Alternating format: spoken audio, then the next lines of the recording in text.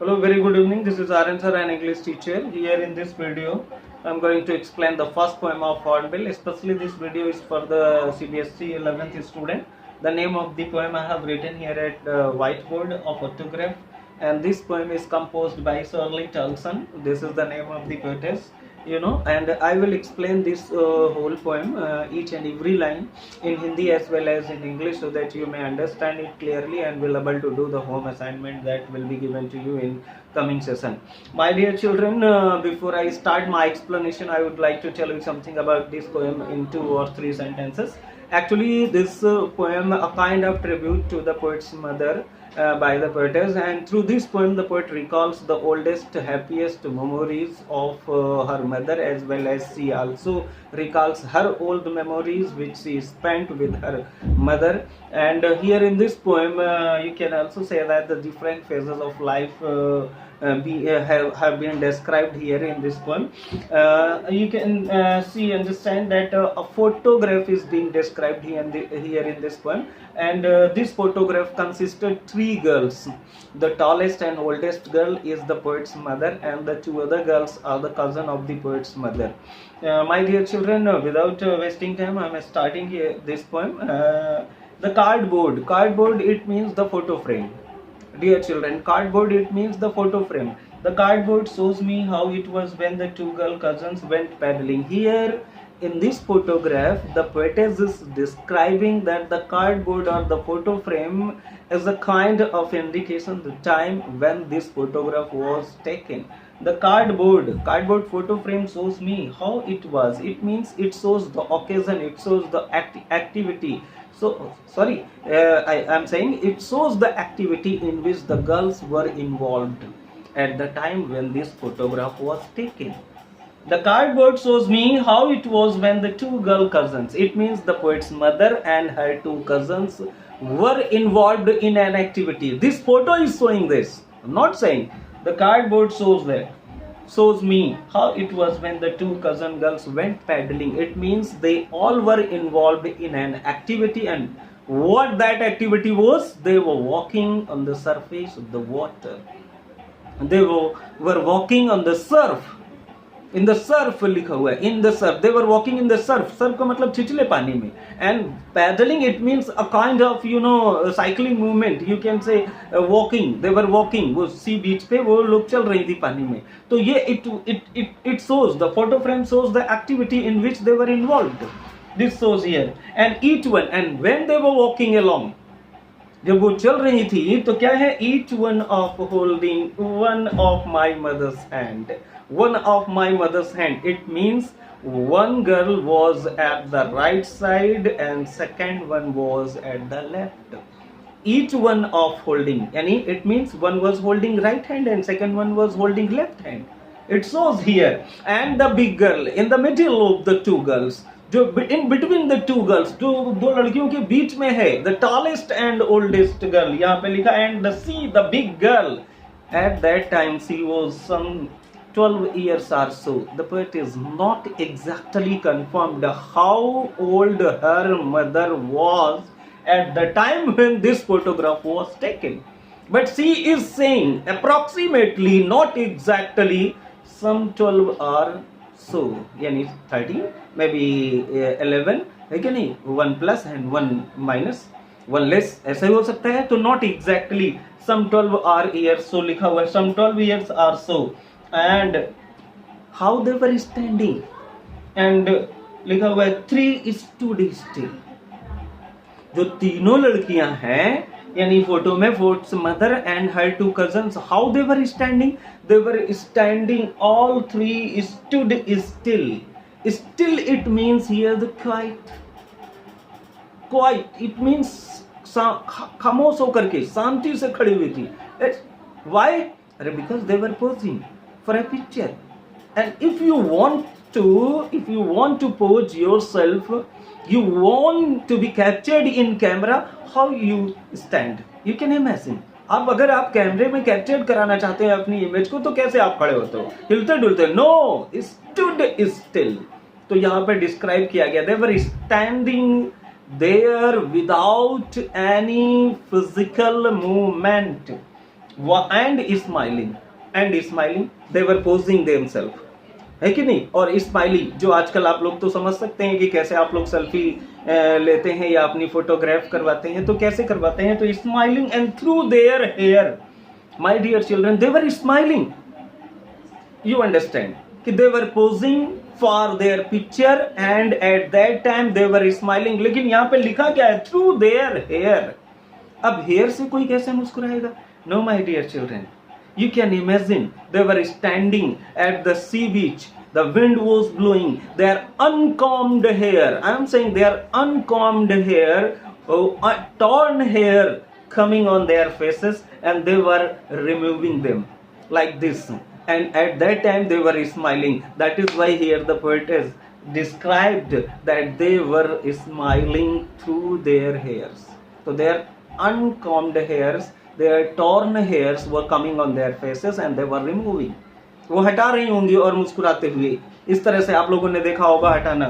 तो वो भाई ये सी बीच पे है तो विंड तो वहाँ ब्लो करेगा ही, है कि नहीं बच्चों, तो वो रिमूव कर रही होंगी, तो उसमें इसलिए एक्सप्लेन किया गया, यहाँ पे डिस्क्राइब किया गया, this is a kind of posing style you can say. तो they were smiling through their hair at the uncle, किसकी तरफ देख करके मुस्कुरा रही थी? At the uncle. Why? Because the uncle was ready with the camera, he was ready with his camera to take a smiling photograph of these three girls. That is why they were smiling at the uncle. At the uncle, it means he was ready with his camera. Got it children? So at the uncle with camera लिखा हुआ है a sweet face. Now the poet is describing her mother's face at that time when this photo was taken. How she is describing? She is saying at that time her mother's face was sweet face. How the face was? It was a sweet face, innocent girl. She was a young girl, and at the young age, 10 years, 12 years, you can see the children जो भी होते हैं, whether they are girls or the boys, their faces are sweet, innocent. It shows that they know nothing. बहुत ही कोमल, just like a blooming flower. लेकिन ऐसा तो sweet face, my mother's, that was before. लिखा हुआ I was born. लेकिन ये face कब का है? When her mother was a small child. At that time my birth, लिखा हुआ है I was born. यानी I didn't take birth. It means, अब मैं समझ सकते हो कि my mother was, this is here the time being described that her mother was once a young small blooming girl. तो पोएट ने इसने यहाँ बताया कि मेरी मम्मी का फेस उस समय जो है बिल्कुल स्वीट फेस था जबकि मेरा जन्म नहीं हुआ था। I didn't come here in this world, I didn't see the son of my life. तो मैंने अपने जीवन का सूरज तब नहीं देखा था, है कि नहीं, तब नहीं आई थी इस वर्ल्ड में, इसका मतलब मेरा जन्म नहीं हुआ था। तो आप यू कैन से here the phase of life is being describing. क्यों? क्योंकि because the childhood phase of the poet's mother is being described here. Got it my children? मैंने बोला था अभी explanation के समय ही पहले ही कि different phases of life have also been described here in this poem. तो one phase I have already explained here, the phase of the childhood. Got it? Of the poet's mother. So my mother's phase, that was before I was born, and the sea. Now very complicated line. Try to understand the sea which appears to have changed the less. Poetess ने बता दिया है कि at this sea beach, my mother's photograph was taken when my mother was an innocent small child. She was 12 years old. I was not born then, but the time has changed a lot since then. The things have changed a lot since then. तब से चीजें बहुत सारी बदल चुकी हैं. Because my mother once got married, I took birth. I here explaining this poem to you. I am writing about my mother. She is no more. But the sea beach where this photograph of my mother was taken I think it's change less, इसमें परिवर्तन बहुत कम हुआ है, उसमें बहुत कम ही परिवर्तन आया है। हो सकता है कि सी बीच का जो सी शोर हो उसमें कुछ चेंजेस हो गए हों भाई, हो सकता है कि जो रॉक्स होगी वो मतलब वॉर्न स्मूथ हो गई हो, थोड़ी घिस गई हो, है कि नहीं, वहां पे वुडन बेंचेस आ गई हो, नहीं तो पहले ऐसे ही खुला मैदान होता था, है कि नहीं, रेत का मतलब सैंड होती थी, लेकिन हो सकता वहां पे वुडन बेंचेस पिकनिक स्पॉट बन चुका हो, है। सी वेव्स की जो मतलब हाइट हो या कुछ हो, या उनका रीचेबल पॉइंट हो सकता है थोड़ा सा बढ़ गया हो या कम हो गया हो, लेकिन उसमें चेंजेस बहुत ही कम हुए। Whereas my mother is no more here in this world. समझ रहे हैं बच्चों? तो ये देखिए फेजेस तो हो गई ना लाइफ का, क्या कि time has changed a lot, बहुत कुछ बदल दिया है, लेकिन जो द सी लिखा हुआ है इसमें लिखा and the sea which appears to have changed less, लेकिन समुद्र में यानी जो सी है उसमें चेंजेस बहुत कम हुए। It shows that the natural phenomena, जो नेचुरल फेनोमेना होते हैं बच्चों, उनमें चेंजेस बहुत कम होता है। Whereas we all human beings, है कि नहीं, हम जितने भी मानव हैं, once I was a young boy, now I am adult, है कि नहीं, and someday I will grow old and one day will come in my life that I will be known as he was a great teacher. तो it comes in everyone's life, ये हर एक इंसान की life में आता है कि जो फेजेस होती हैं वो चेंज होती है, लेकिन जो नेचुरल फेनोमेना होते हैं रिमेन्स अनचेंज्ड। चेंजेस होती हैं लेकिन रिमेन्स अनचेंज्ड। तो the sea was there terribly transient speed, यहाँ पे बता रहे हैं कि जो समुद्र की लहरें हैं वो उस समय when they were walking on the sand they were leaving footprints behind them and the sea waves coming and wiping out them, समुद्र की लहरें आती होंगी उनके सी फ्रेंड को वॉश्ड आउट कर देती होती होंगी।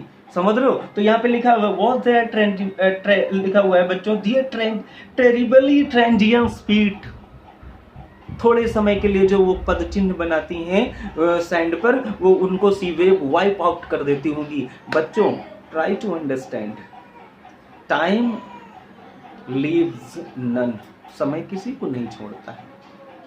Her mother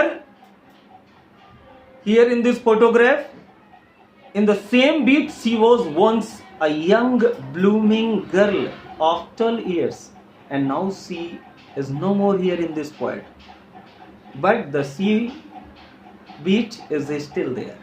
वो तो अभी वैसे ही है ना, तो वो जो समुद्र की लहरें उस मेरी मम्मी के फुटप्रिंट्स को, उनके फुटप्रिंट्स को जो लिविंग ऑन द सैंड वो वाइप आउट कर रही थी, वो अभी भी आती हैं और दूसरे लोगों के फुटप्रिंट्स को वाइप आउट करती हैं, लेकिन मेरी मम्मी के फुटप्रिंट्स अब वहां पर कभी नहीं बनेंगे। Why? Because she is no more here in this world. Got it my dear children? Some 20 और 30 इयर्स लेटर, फिर पोएटिस डिस्क्राइब करती है कि 20-30 साल बाद, after that photograph was taken, उसके 20-30 साल बाद जब वो यंग हुई होंगी, she got married. I am talking about the poet's mother, मैं पोइट्स की मदर की मम्मी के बारे में बात कर रहा हूँ। जब वो यंग हुई होंगी, सी गॉट मैरिड, और उनको एक बेबी हुई होगी जो कि यहाँ पे शर्ली टेल्सन वो बताती है कि 20-30 साल बाद she would laugh at the snapshot. मेरी मम्मी जब ये फोटोग्राफ देखती थी अपने बचपन की, थी at that time when she was showing this photograph to me, she began to laugh. When she shows me this picture, she begins to laugh, हंसने लगती हैं। या when she showed that picture to me, she began to laugh, वो हंसने लगी या लगती थी, ये कह सकते हो। क्यों हंसने लगती थी? See, Bitty and Dolly, this is the name of the two cousin girls. See, Bitty and Dolly, and she would say, and how they dressed us for the beach, and she was laughing on the dressing sense। वो कहती थी कि देखो हम लोगों को सी बीच पे dressing sense बने, जो कपड़े जैसे पहने थे उनके ऊपर वो हंसते थे। This was the funniest moment for them. अभी आप होता है ना, जब आप अपने बचपन की किसी फोटो को देखते हो, मान लो सपोज दैट, तो you try to hide that photograph, hide कर दोगे, नहीं नहीं नहीं मम्मी ये किसी को मत दिखाओ। क्यों? क्योंकि eight that time dressing sense या कुछ और ऐसी एक्टिविटीज होती हैं जो मेक अदर्स लवेबल, है कि नहीं, वो थोड़ा हंसा देती उनको, कह रहे ऐसे कपड़े पहनते थे बचपन में, इस तरह से करते थे क्या तुम, ऐसे थे क्या तुम बचपन में, ऐसे बोलते हैं ना। तो इसलिए उन्होंने ऐसा बोला है कि सी बिटी and Dolly she would say and how dressed us for the beach, कहते देखो तो हम लोगों ने कैसे कपड़े पहने थे वहां पे। तो this was the matter of happy moment. ये उन लोगों के लिए हैप्पीएस्ट मोमेंट था जब वो अपनी फोटो दिखाते समय हंसती थी। And the poet was also enjoying with her mother, वो भी अपनी मम्मी के साथ एंजॉय करती थी जब उसकी मम्मी अपनी फोटोग्राफ दिखा करके she makes a fun of that kind of dressing. जब वो हंसती हैं उसको और कहती हैं क्या, वो हंसने के लिए dressed for the C holiday was her pass time. The poet is saying that C holiday that my mother spent in her childhood was her past। ये उनका पास्ट है, ये किसका, ये उनका पास्ट है। क्या लिखा हुआ है बच्चों, माइंड इज हर लाफ्टर, और मेरे लिए at the time of showing the picture when she laughed, जब वो हंसती थी, that laughing moment is the past of mind. वो मेरी मम्मी का मुस्कुराना, फोटो को दिखा करके मेरे सामने हंसना, वो हंसी आज मेरे लिए पास्ट बन चुकी है। The holiday which the poetess mother spent with her cousin was the past of the poets mother, the happy moment of the poets mother, and laughing at the showing of the picture, the happy moment at the time of showing the picture to her daughter, to the Sir Littleson, is the poet past of the poets. ये poet का past है। Both री लिखा हुआ बच्चों, दोनों ने बहुत ही आयरनिक ये मॉकिंग ढंग से, री का मतलब यहाँ पे आयरनिक होता है, मॉकिंग मतलब कहने का मतलब डिसअपॉइंटेड भी हो और थोड़ा सा अम्यूजमेंट भी हो। री ये लिखा हुआ ना बच्चों, राय जिसको पढ़ाएंगे, तो राय मीन्स इसमें बोथ दोनों फीलिंग्स आती। कौन सा, एक अम्यूजमेंट भी आता है और डिसअपॉइंटमेंट भी होता है। वो फोटो देख करके उनको थोड़ा सा मतलब अम्यूजमेंट, आनंद भी आ रहा, सॉरी, और थोड़ा डिसअपॉइंटेड भी है वो। क्यों? Because her mother is no more with her at that time, तो दिस इज द डिसअपॉइंटमेंट। और फोटो को, ड्रेसिंग सेंस को देख करके उनको जो आनंद मिल रहा है वो थोड़ा सा अम्यूजमेंट है। तो राय का मतलब यही होता है। तो कहते हैं कि बोथ, हम दोनों ने इस क्षण को, कौन से इस क्षण को, with the लेबर्ड is of loss, ये जो हम लोगों का लॉस है, मेरी मम्मी का बचपना उनसे चला गया, पास टाइम अब कभी नहीं आएगा, और मेरी मम्मी अब मेरे पास वापस कभी नहीं आएंगी, उनकी हंसी मुझे कभी नहीं सुनने को मिलेगी। हम सब लोगों ने, यानी हम दोनों ने इसको जो है कंपनसेट कर लिया है, इसको अनरिपेयरेबल लॉस को हम लोगों ने किसी तरह से बियर कर लिया है, इसको बर्दाश्त कर लिया है। And at this time and at this circumstances, और जब इस परिस्थिति में, जब मैं इसको देखती हूँ, सोचती हूँ इस पिक्चर को, तो आई बिकम स्पीचलेस, मैं खामोश हो जाती हूँ। एंड इट्स साइलेंस मी, और इस पिक्चर की खामोशी मुझको खामोश कर देती है।